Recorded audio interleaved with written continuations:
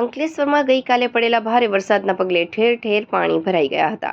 આ દરમિયાન કસ્બાતીવાડ વિસ્તારમાં એક હૃદય ધ્રુજાવતી ઘટના સામે આવી છે. ભારે વરસાદના કારણે રોડ સાઈડની ખુલ્લી ગટર પાણીમાં ગરકાવ થઈ ગઈ હતી, જેના લીધે રોડ અને ગટર વચ્ચેનો તફાવત ન દેખાતા સ્કૂલના બાળકોને લઈ જતી એક ઇકો વાન અચાનક જ ગટરમાં ખાબકી હતી.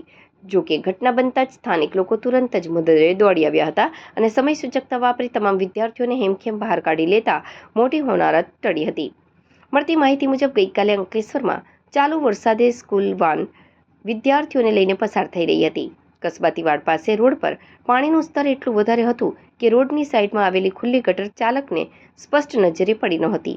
અંદાજ ન આવવાના કારણે કારનું વ્હીલ સીધું ગટરમાં ઉતરી ગયું હતું અને કાર એક તરફ નમી પડી હતી. કાર ગટરમાં ખાબકતા જ તેમાં સવાર માસૂમ બાળકોમાં ચીસાચીસ થઈ ગઈ હતી.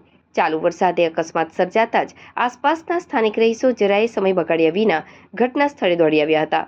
લોકોએ ભારે જહેમત બાદ તમામ બાળકોને સુરક્ષિત બહાર કાઢ્યા હતા અને ત્યારબાદ ઇકો કારને પણ બહાર કાઢવામાં આવી હતી. સદનસીબે આ સમગ્ર ઘટનામાં કોઈ જાનહાનિ કે મોટી ઈજાઓ થવા પામી નથી, જેથી તંત્રએ રાહતનો શ્વાસ લીધો છે. પરંતુ આ ઘટનાના પગલે સ્થાનિકોમાં પાલિકાની પ્રી મોન્સૂન કામગીરી સામે ભારે રોષ જોવા મળી રહ્યો છે. ચોમાસાની શરૂઆતમાં જ જો ખુલ્લી ગટરો જીવલેણ સાબિત થવા માંડે તો આગામી દિવસોમાં કોઈ મોટી દુર્ઘટના ઘટી શકે છે. સ્થાનિકોએ આવી ખુલ્લી ગટરો પર તાત્કાલિક ઢાંકણ બેસાડવાની માંગ કરી છે.